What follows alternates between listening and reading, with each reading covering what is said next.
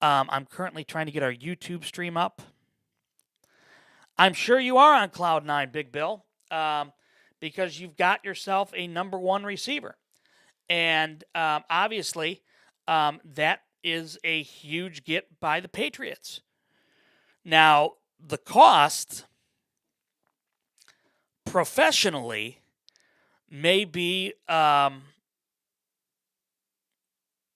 Vrabel, because it was Diana Russini that broke the story originally, and now it's Diana Rossini's reporting that cost her job thanks to her affair with Mike Vrabel. And it cost her potentially her career. So New England better hope that they can get to a Super Bowl with A.J. Brown.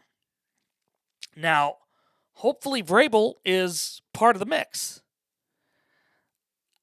I sincerely hope other things don't come out about he and Rossini. I sincerely hope other things don't happen around he and Rossini, because of the fact that, quite honestly, it is,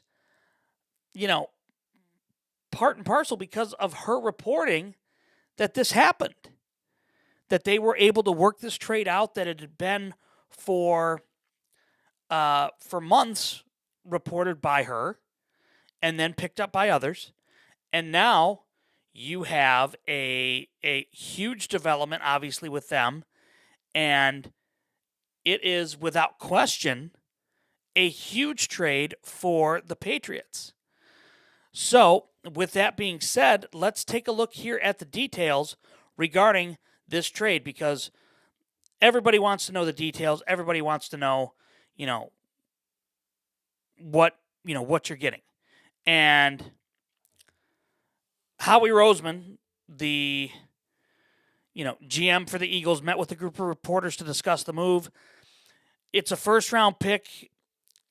It's a first-round pick, whether it's in 2026, 2027, 2028. He's banking on the fact that New England's not going to be as good in 2028.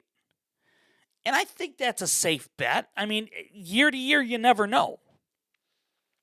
But if they are good, they're still getting a first-round pick. So, again, I think that for Philadelphia, this is a win-win. I think that ultimately, this trade for New England helps Drake May out. That's what you're trying to do. And that's what you're doing, is you're getting your young quarterback you're getting the young quarterback the weapons that he needs, right? And so they're getting him for a 2028 first-round pick and a 2027 fifth-round pick. The fifth-round selection will be the better of New England's two picks in that round of next year's draft, according to sources per ESPN. It's been discussed for months, and it reunites Brown with Mike Vrabel. Brown today in an Instagram post thanked the Eagles and their fans. Playing for the city has been an honor. I'm thankful for every moment I had in Midnight Green. Thank you, Philly. Much love always. God bless.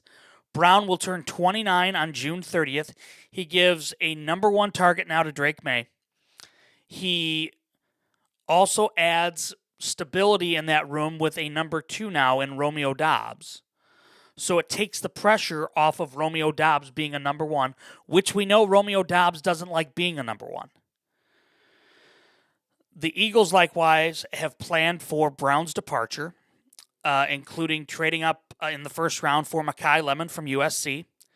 Also trading for former Green Bay Packer receiver Dontavian Wicks, and signing Hollywood Brown and Elijah Moore. Look, Philly has replaced A.J. Brown in multiple fronts. And within those multiple fronts, you're able to get a number of other players to help restock the stats, if that makes sense, the way I said that. And because of that, by restocking the stats, you get the opportunity to have multiple receivers for Drake May, for Jalen Hurts, that you can see what sticks and what doesn't.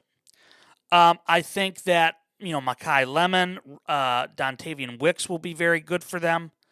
I'm not sold, though, I'm more sold on Hollywood Brown than I am on Wicks. I'll be honest with you. And that's just because I didn't see a whole lot from Dontavian Wicks in Green Bay. Elijah Moore, I actually like a lot. I think he's a good young receiver that I think will be a good fit for them. I think he'll fit in really, really well in Philly.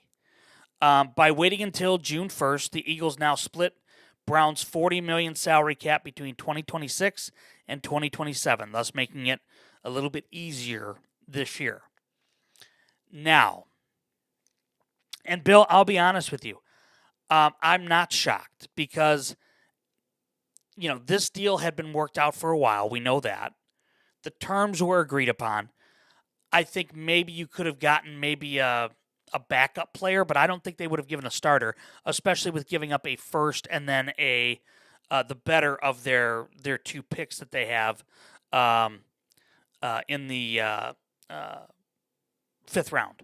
So, because look, Howie Roseman, while he doesn't appear to show it a whole lot, he does value picks. He absolutely values those picks. Unlike the other team that made a big splash today in the LA Rams, and we'll talk about them here in just a little bit. So, ultimately, you're getting, A.J. Brown, who is one of 7 players in NFL history with at least 8,500 receiving yards and 60 touchdowns in his first 7 seasons. And honestly, that stat alone tells you why he's worth a first-round pick. 8,500 yards and 60 touchdowns in his first 7 seasons. That's pretty doggone good for a guy that's a troublemaker. And while he might be a troublemaker off the field in some people's eyes, he's a very, very good receiver. And if he gets into a good rhythm with Drake May, and also gets into a good rhythm with Romeo Doubs in how they run the route tree, how deceptive they can be for each other, because we know receivers play off of each other, and how they sell their routes and how they block and how they, maybe put a pick in when, there are little things that receivers do, chemistry-wise that, happens over time that allows the other one to benefit. So in this regard, if A.J. Brown and Romeo Doubs play like they should and play like they can, Drake May has got himself a much better receiving room than what he had a year ago. I think the bigger question now becomes, and Bill, forgive me for saying this, and I know I'm going to catch heat from people on this, and that's fine. But I believe the pressure now shifts twofold. It shifts to Mike Vrabel, but then it also shifts to Drake May.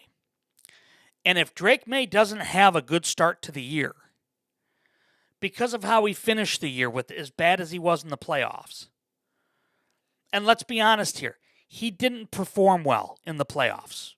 Let's just call it what it is.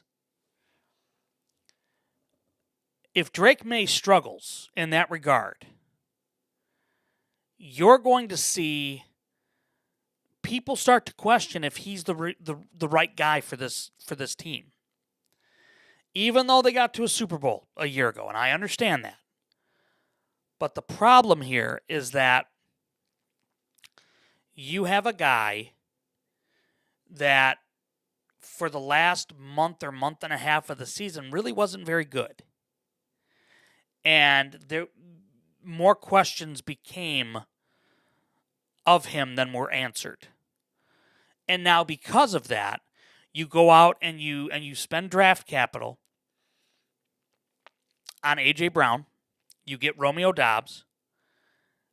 You're building around your franchise quarterback, and I'm going to use that term in air quotes here. So now, can Drake May step up?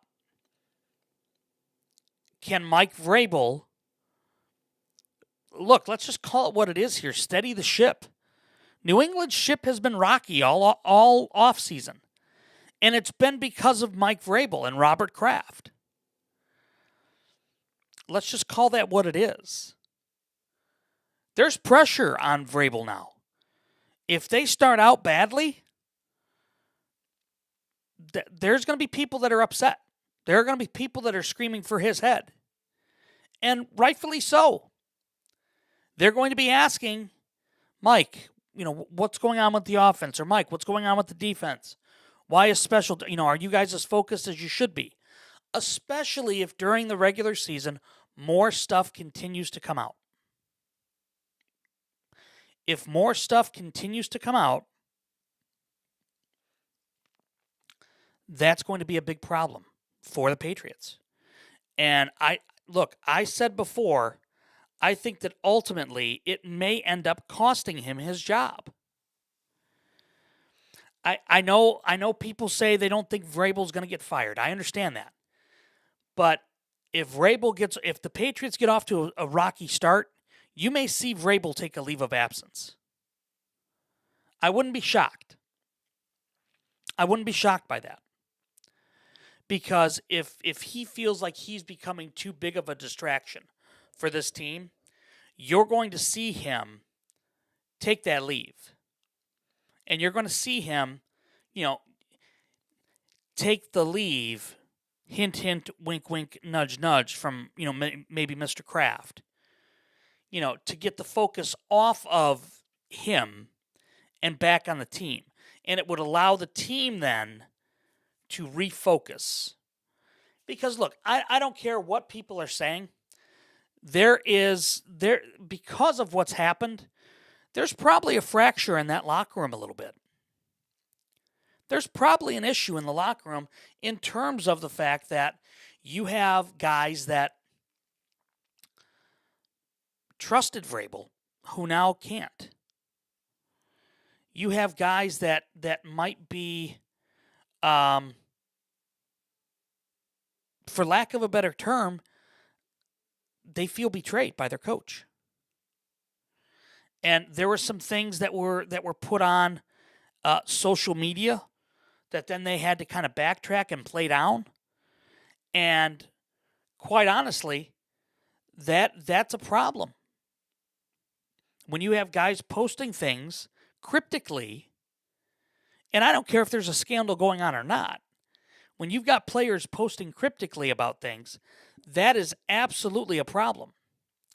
And I believe that overall, you have a number of different guys in that locker room that might feel betrayed. And they might feel like Vrabel has let them down. I think there's also a part of the New England front office that feels that Vrabel let them down. They were trying to get rid of any distraction, any potential, issues after Belichick, right?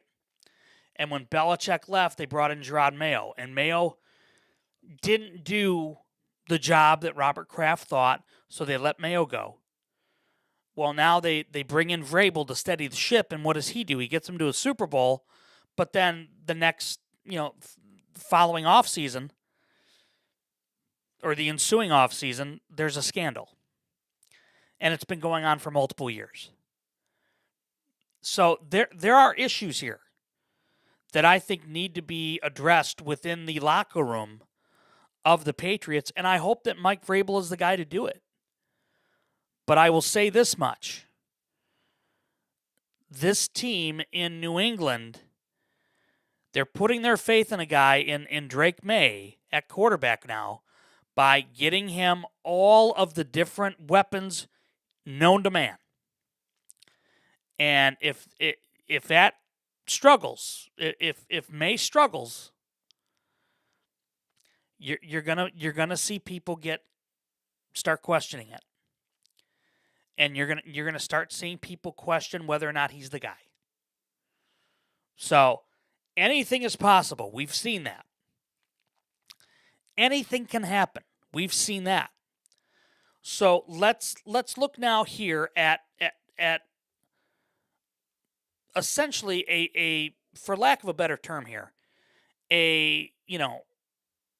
what you're getting with AJ Brown. Okay. Brown is 4th in the NFL in both receiving yards since being drafted in 2019 in the second round. He is 4th in receiving yards at 8,029 and touchdowns at 56. Brown and Jamar Chase from the Bengals are the only two players with at least 1,000 receiving yards and 7+ touchdowns in each of the last 4 years. John says, I feel like fans do that regardless. If their team isn't winning, they want heads to roll. Absolutely they do. And if there's a scandal that's taking away from it, they want them to roll even more.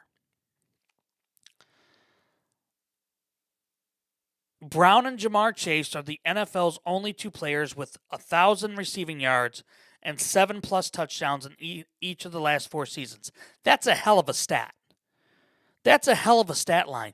And you think about where he's been in 2019 with the Titans, to then going to Philly, and now going to New England. He's had young quarterbacks. Brown has left his mark on Philly, where he has the 2 highest single-season receiving yards in franchise history, with 1496 in 2022 and 1456 in 2023. But he became frustrated, as many Philly fans did, with the offense, and rightfully so.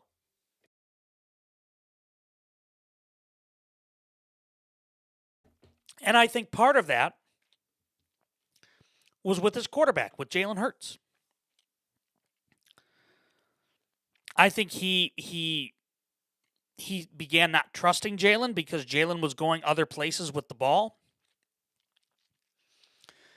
And thus leading to, via, social media, he would put up, cryptic, posts.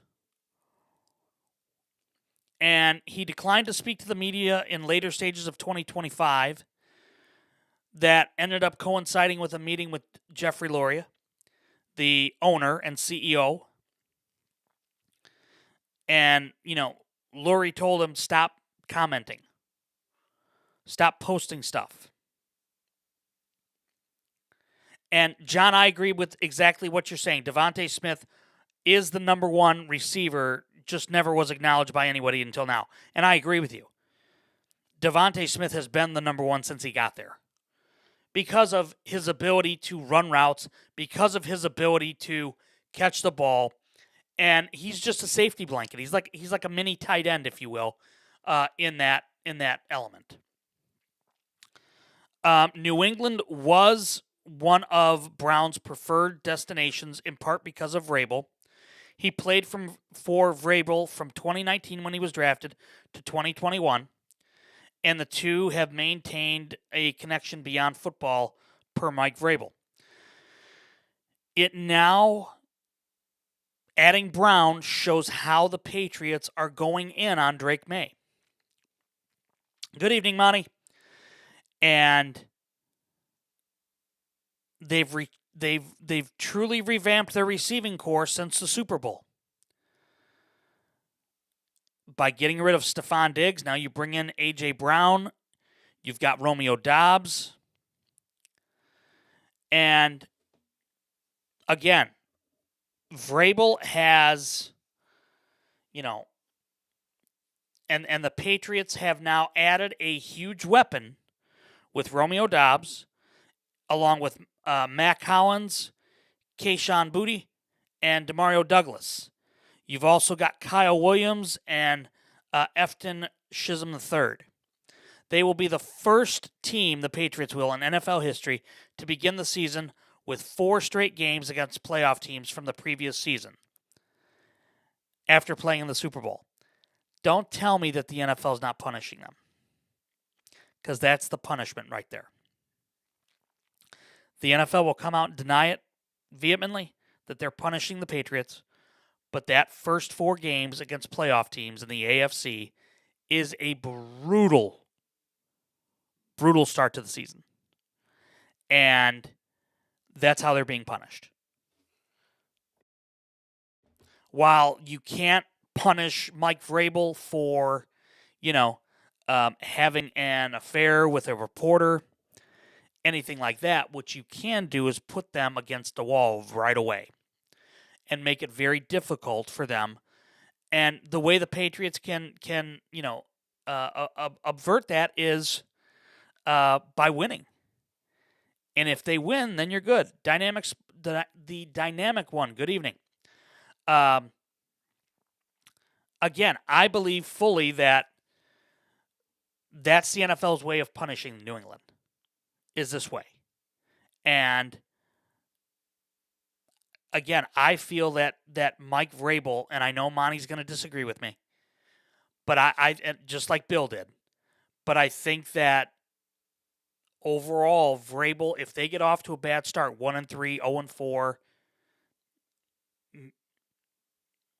I don't think 2-2 would do it, but I think then that he might be asked to take a leave, or he might volunteer to take a leave of absence to help get the focus back off of him, because he's going to get questions every week.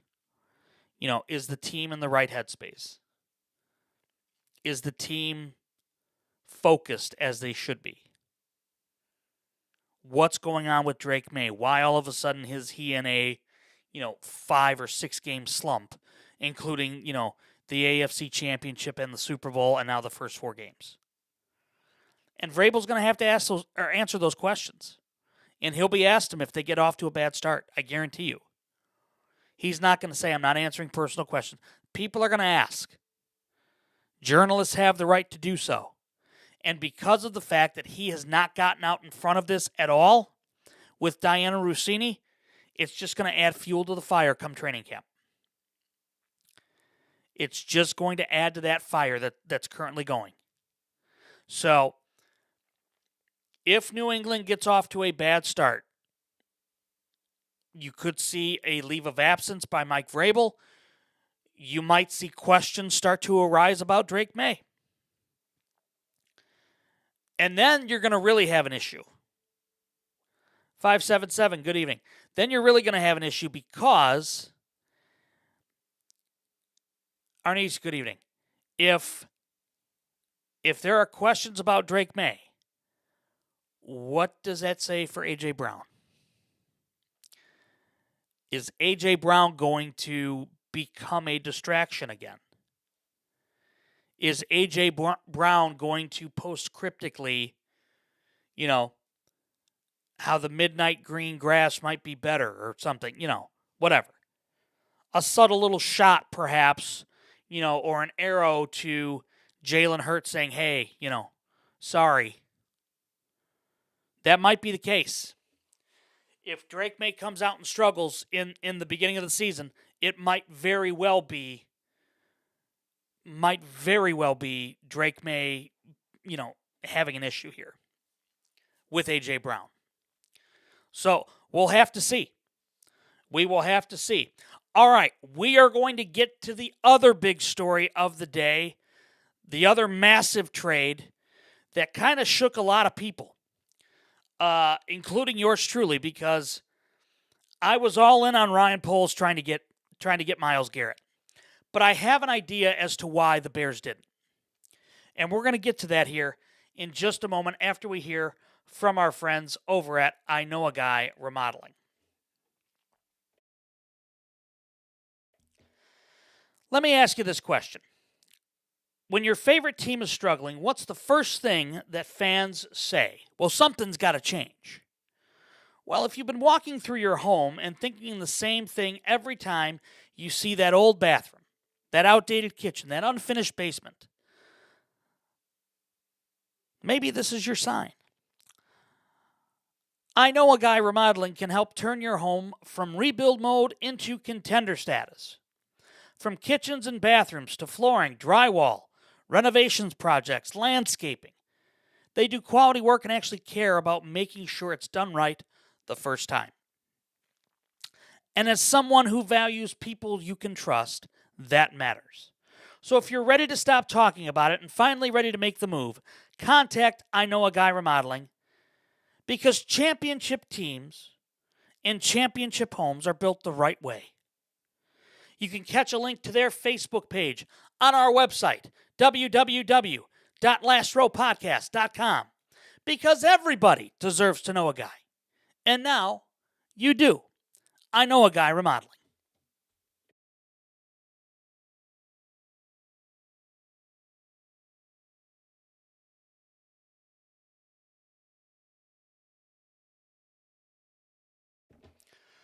All right, welcome back to the Last Row Podcast, a fan's perspective on sports. All right, let's talk Myles Garrett. We were told he wasn't available. Cleveland said that from the start. Myles Garrett is not available. Yet, here we are tonight, and Myles Garrett is no longer a Cleveland Brown, and he's an LA Ram. The Browns trade two-time NFL Defensive Player of the Year. I can't even talk about it. I'm so tongue-tied.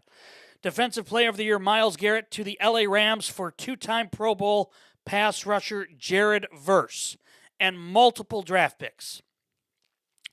The Browns received a first-round pick in 2027, a second-rounder in 28, a third-rounder in 29, which in what is one of the biggest trades in the NFL history involving a defensive player. Now, we know the Rams don't care about draft picks. We know that. That doesn't matter to them. They don't care about them. F the picks, right? John, you so eloquently put it in the chat here on TikTok. They don't care about the picks. They care about winning. They went out and made the deal for Matt Stafford, and what happened? They won the Super Bowl in what was Aaron Donald's last game. Well, now they've gone out and they've added Myles Garrett for what could be Matthew Stafford's final season. So let's think about this. And the happiest guy of all of this trade, as John put in the chat, is Joe Burrows. Doesn't have to face Garrett now twice a year. But, I mean, let's be honest here. When did Burrows really face him twice a year? Burrows is never healthy enough to do so. Sorry, I know that's a knock on Burrows, but it's true. Let's talk about this deal. Because Myles Garrett is 30 years old. He's not in the prime of his career. Now, granted, having him on your defensive line immediately makes you better. No question. But you're giving up a huge amount for a guy who's on the other side of 30.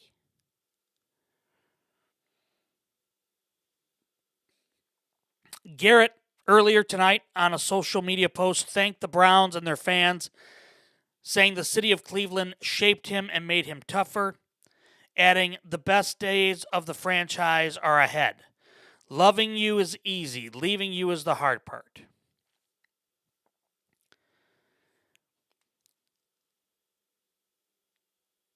This February, the Rams could have a home game in the Super Bowl. And let's just call this what it is. It's Super Bowl or bust for the Rams. Because you're giving up a first, second, and third round pick for a guy who's on the downside of 30. Look, anytime a defensive player over the age of 30 gets traded, there should be a red flag that goes up. I don't care what he's done record-wise previously. He's on he's on the other side of 30, which isn't good. On top of that, you give up one of your best players in verse who's still under player control, or contractual control, if you will. Quite honestly, I don't know if the Rams won the trade here. And the reason for that is because you're getting a younger pass rusher who has been a pretty doggone good pass rusher for the Rams in Jared Verse. You're getting him. You're giving up a ton for a guy that's over the age of 30. And you're going all in for 1 year with this. John brings up a great point in the chat. Plus, you gave up all the picks for the cornerback McDuffie from Kansas City. So, again, I have to wonder if LA doesn't win the Super Bowl, is it worth it? Reagan, yeah, we just talked about that with Drake getting his wide receiver one. Yep. Monty says the Rams win the trade if they win the Super Bowl. That's a big if. God forbid if something happens to Matthew Stafford. Are you putting your faith in Stetson Bennett to take you to the Super Bowl? I don't think so. Then you have a legitimate worry. It's the truth. So, apparently talks heated up right after the NFL draft. And according to ESPN Cleveland, when they were on the air when the trade broke, one of the hosts said he got a text from somebody within the Browns that said this had been a done deal for a long time. Well, that tells me that even though Cleveland said he wasn't for sale, if you will, for trade, he wasn't available for a trade, he truly was.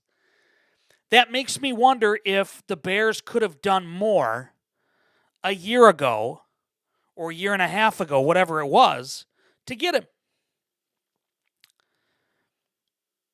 We'll never know that question or that answer because of the fact that the Bears didn't get him. The Rams did. Now, I have a reason as to why the Bears didn't try to pursue him very hard. And here's that reason. The Bears know they have to pay Caleb Williams. The Bears know it's not going to be a light contract. They also know they've got to pay Rome Odunze, Luther Burden, along with a host of other players, Colston Loveland. On top of having to probably trade Montez Sweat, probably Cole Kmet, and they're going to have some big contracts coming up.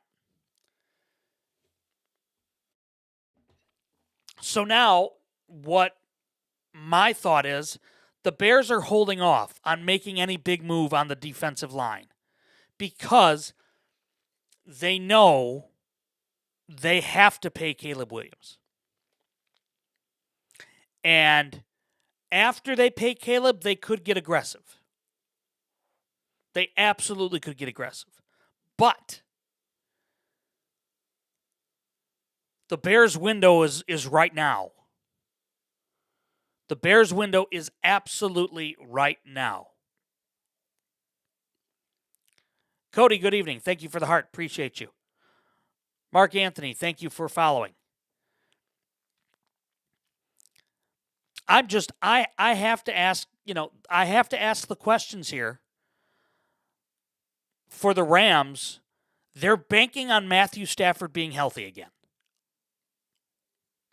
If he struggles, or if he's injured, God forbid if he's injured, I'm telling you right here and now, there will be scrutiny all over LA.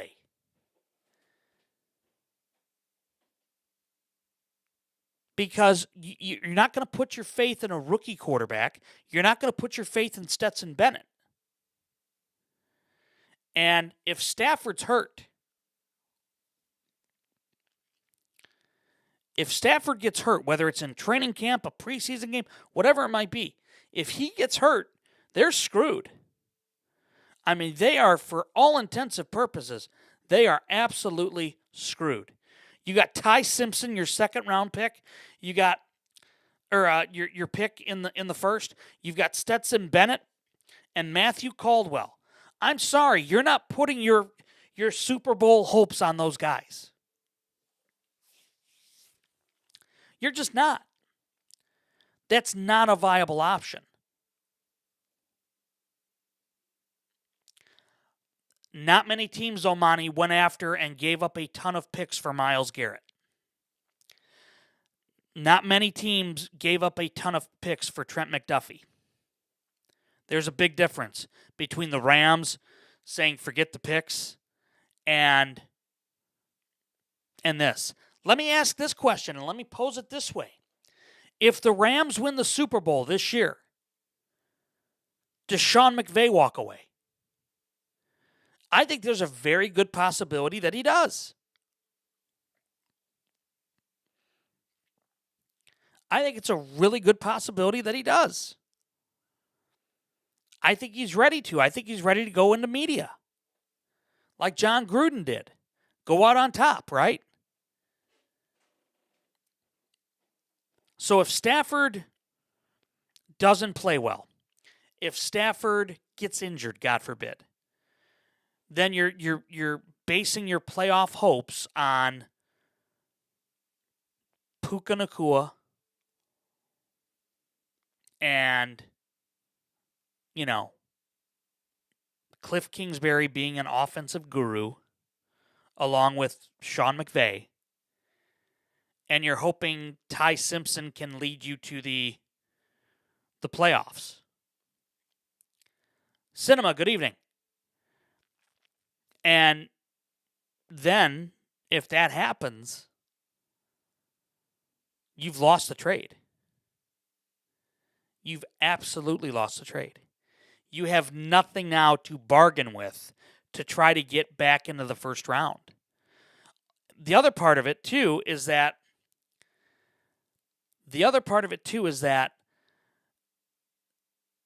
there's another part of all of this that hasn't gotten a whole lot of attention yet, and that's the deal with the owner going after the city of Los Angeles for something. I read something along the lines of like $400 million that they said that he owes, or that he's owed. And that the city is saying they're not paying him, and so on and so forth. And I want to say he wound up suing the city. I want to say he wound up suing the city. Now I'm gonna find it. Give me a quick second.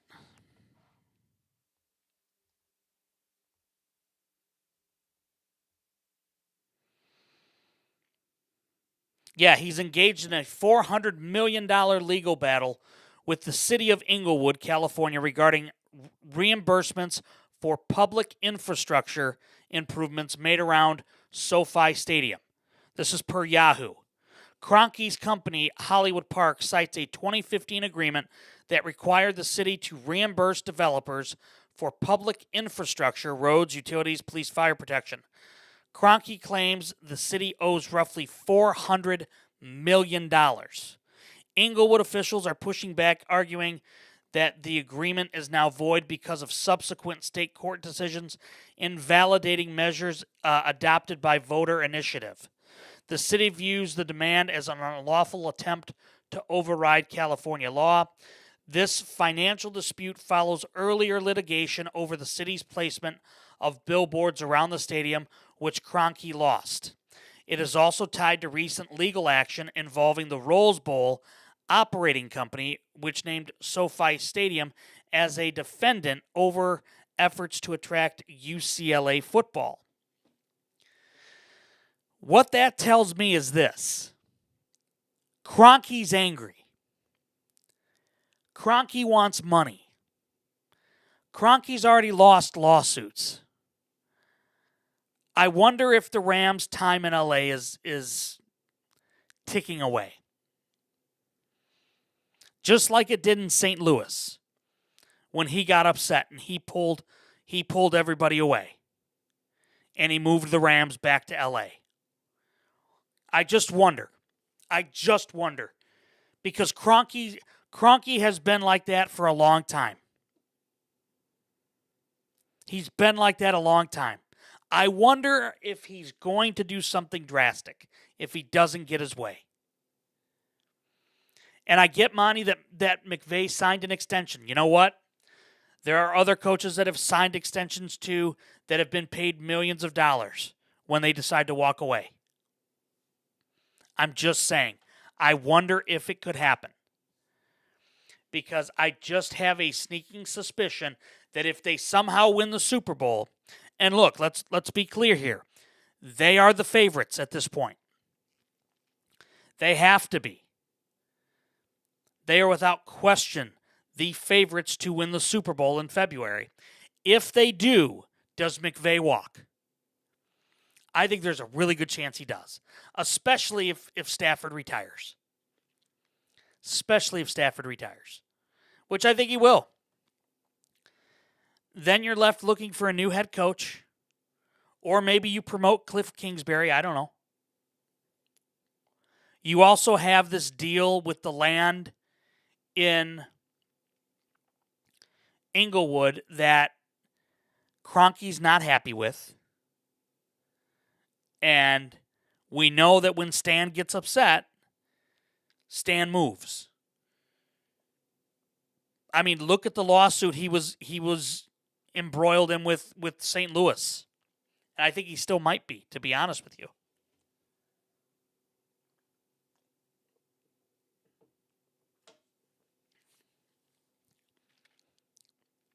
Monty, that's a great question. I don't know if it's his company that owns it. Does Stan Kroenke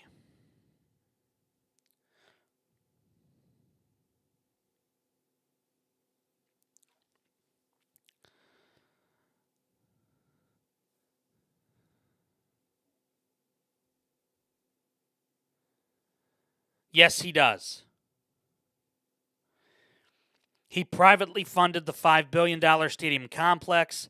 There's a tenant agreement that the Chargers play there as the tenants and pay $1 per year in rent, it says here. Kroenke Company owns the surrounding 300-acre Hollywood Park Entertainment District. So, he does. He does own it. Could he get money for it? Absolutely he could. Could he sell it? Absolutely he could. Yes, they did. He might, but you know what, Monty? I'm telling you, he's a little bit unhinged. He's a little unhinged, I think. He privately funded it, yes. So again, with Kroenke owning that, I mean, look, he could sell that stadium to the Chargers. He could sell that stadium to, if there wanted to be, if the Raiders, I'm not saying the Raiders would leave, Vegas again, but if somebody wanted to have another LA team, They could do that. He could take the Rams back to St. Louis or wherever else they might expand to. I'm just saying, Stan Kroenke can be a little bit unpredictable, we'll say. So he might stay. But if he's not happy with the city, I'm going to tell you right here and now, that's a problem. That's a problem for the Rams.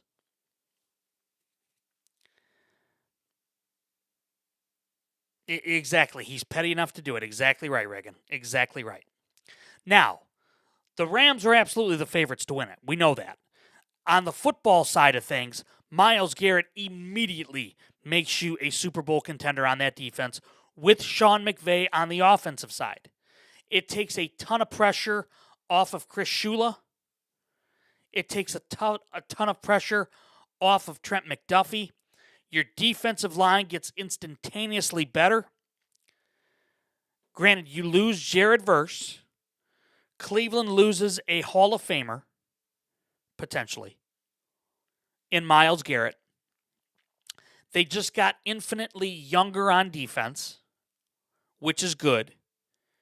You're getting a very, very good defensive end in Jared Verse. You've got draft picks coming galore. Cleveland could, Todd Monken, for all the talk about, the quarterback situation there and whether or not, is it going to be Shedeur? Is it going to be Dylan Gabriel? Is it going to be, anybody else? I'm just telling you that there is a very good chance that Cleveland might not be as bad as people think next year. Cleveland might not be as bad as people think. And I'm telling you right here and now that I think that overall, this is a really good trade for Cleveland. It's a really good trade for Cleveland. And again, because of that, I think that deal, because of what Jared Verse brings and all the draft picks, they could build that defense for a while in Cleveland. And the writing was on the wall when Jim Schwartz left. When Jim Schwartz didn't get the head coaching job, that was the writing on the wall that Myles Garrett was available. And again, I know the Bears probably reached out, but when they heard the asking price, Ryan Poles said more than likely, you know what? We can't afford that right now because we've got Caleb Williams. That's why, as much as I would love for them to go after Max Crosby, I don't think they're going to be able to. I don't think they're going to be able to. Monty, I get what you're saying, man. I totally get it. They've never been able to, capitalize and do that. You know what? When Kevin Stefanski was there, they made the playoffs. All it takes is the right guy. All it takes is the right guy. Ben Johnson did it in Chicago in year one. I didn't think that was possible. I didn't think it was possible at all. But it is. It absolutely is. Speaking of the Bears, I want to talk here now about the stadium debacle that is happening. So the state of Illinois,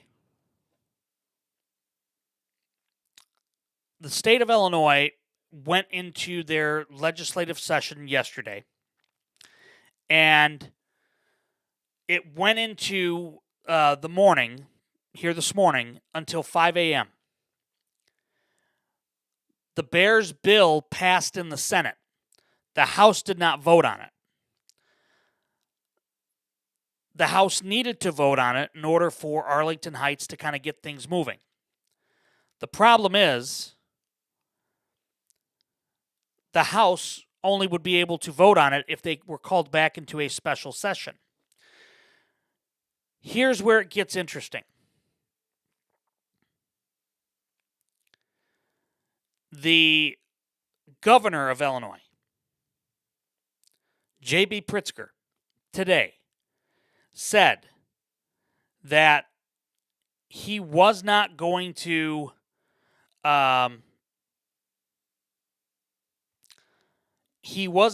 finance a stadium and allow billionaires to walk away scot-free without having, the Illinois, budget balance, so on and so forth, yada, yada, yada. Well, the problem here is that with what Governor Pritzker has said is that they now, meaning the state of Illinois, have essentially told the Bears, you're going to have to wait. We don't think that you're important enough. And what the deal is now looking like for the Bears in their stadium. For Hammond, Indiana, 0 taxes for 40 years.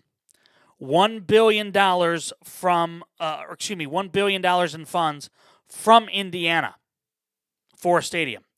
$700 million from Indiana for infrastructure. The Arlington Heights deal is this: $50 to $200 million annual tax bill. 0 funds for the stadium, 0 infrastructure cost. Now, again, the fact that you have a number of different elements here in this. Senator Cunningham yesterday said that he had enough votes to pass the Bears Stadium Authority bill.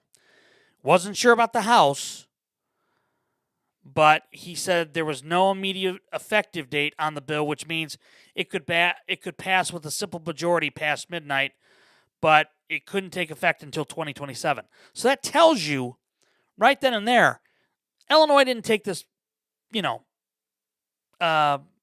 seriously.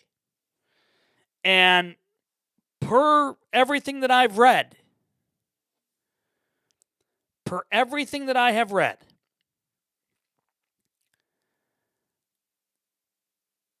the Senate passed the bill last night, 37-17.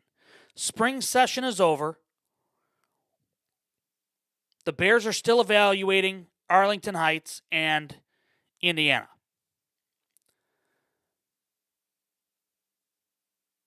The fact of the matter is, Kevin Warren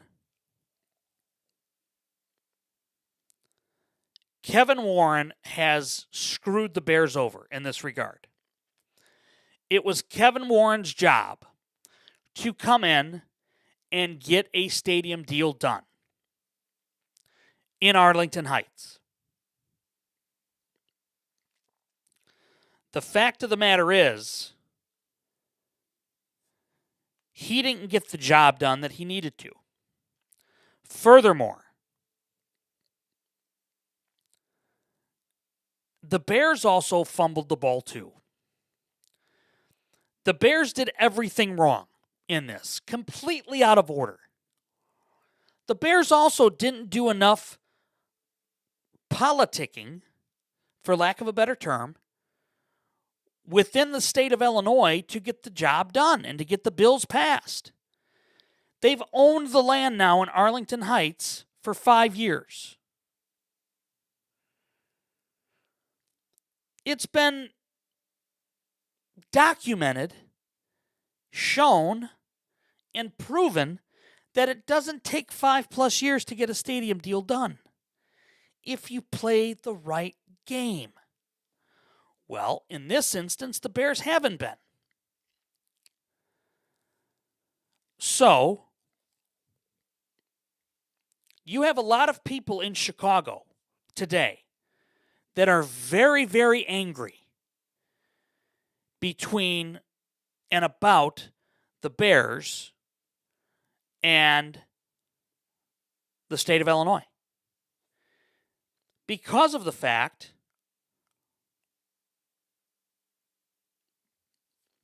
that the Bears didn't make themselves a big enough priority to the state 5 years ago. The Bears should have, before they purchased Arlington Park, which had been vacant for years, the Bears could have gone to Springfield. They could have gone in and said, you know what? We want this land. We want to buy it because we want to build our own stadium.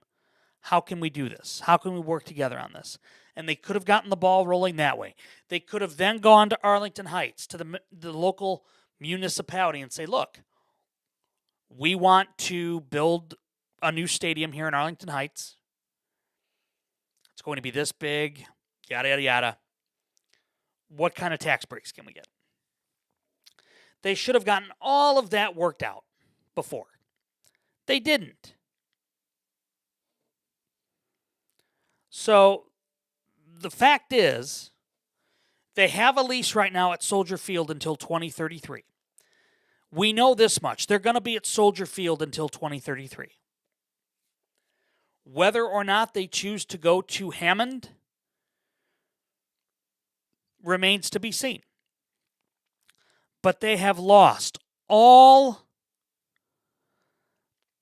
leverage with Indiana at this point. Ultimately, with how this is broken down, Kevin Warren is in very much hot water with the ownership of Chicago Bears. Kevin Warren is in some deep trouble here. And it's because of the fact that he didn't do what he was supposed to do. He didn't play the game. He didn't play the politics. So, quite honestly, they don't have a leg to stand on right now. They have to go back to the drawing board because now, according to the reports, they may have to wait until November to get this bill going again and get it reviewed by the House. And if they don't do that, and if they have to wait, that's not a good thing. Paris Schultz, one of the reporters for NBC5 in Chicago, was on Chicago radio earlier today, states the following. This is not a good outcome for anybody. There's blame to go around. At the end of the day, the Bears didn't get it done. They've got to figure out how to get their way around Springfield and get it done. The fact of the matter is, they've got to get it done through the folks in Springfield.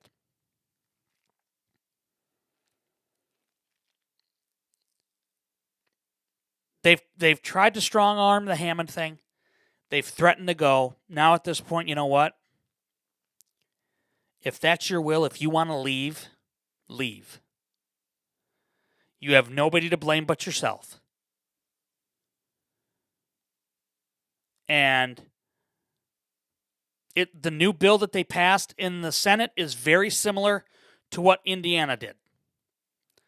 But it's more open-ended and leaves more questions than answers. The House balked and didn't vote on it. And quite honestly,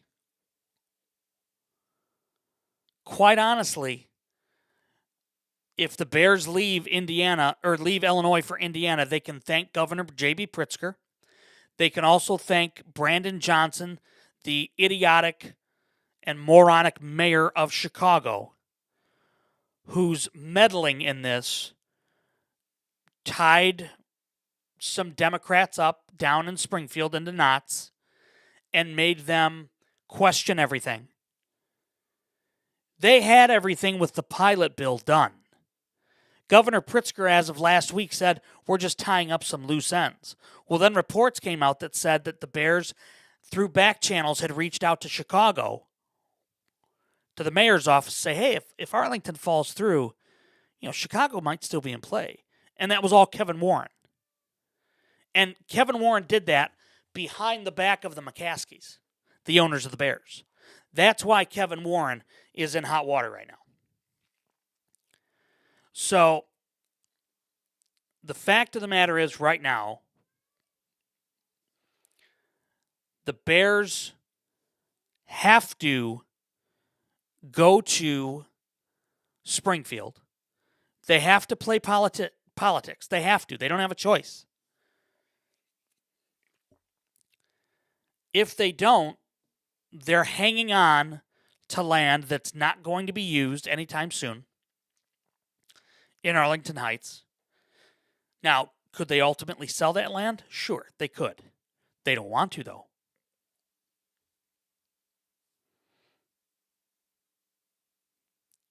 The Bears still have time, though, to figure out where they want to go.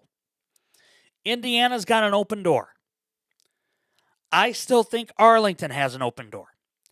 I think if they get through this the next few weeks and they do what they're supposed to do in Springfield by talking to people, getting people on their side, I think then that it could get done. And per CHGO, Mark Carman is reporting that Chicago-based legislators are a permanent no on any bill until there is a certainty around the Bears' payments for Soldier Field. Because again, the Bears, have to rent Soldier Field. They have a lease there.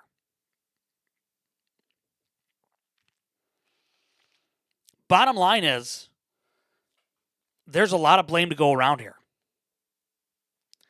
And the Bears have nobody to blame but themselves. And as a Bears fan,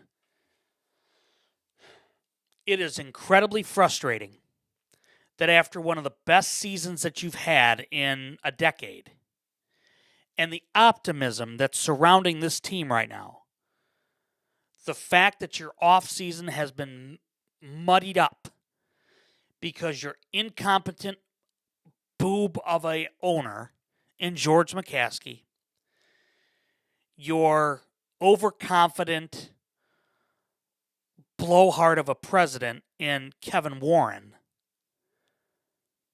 can't work together with the incredulous governor of this state of Illinois. That's a problem. And when you've had 5 years to get something done and you haven't put it as a priority, whether you're the state of Illinois or the Chicago Bears, you have nobody to blame but yourself. Nobody to blame but yourself. Lane, good evening. Thoughts on the Rams and Browns trade? We just went over it a little bit ago. If you want to catch up on it, you can do so at the Last Row Podcast via Apple Podcasts or Spotify.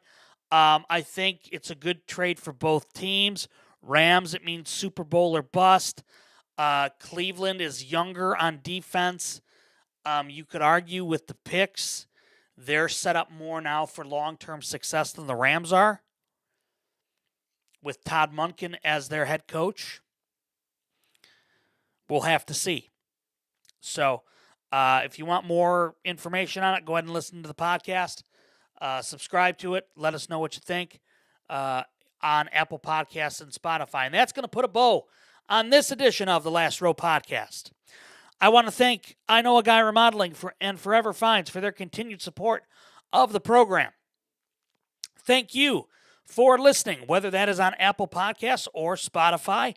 If that is on TikTok Live or YouTube Live, thank you so very much. We greatly appreciate each and every one of you for listening. We will be back with you tomorrow night as Game 1 of the Stanley Cup Finals takes place between the Vegas Golden Knights and the Carolina Hurricanes. We'll be here for that and any other breaking news, because if you were on TikTok and saw the post, breaking news changes everything. And until then, I'll see you in the last row.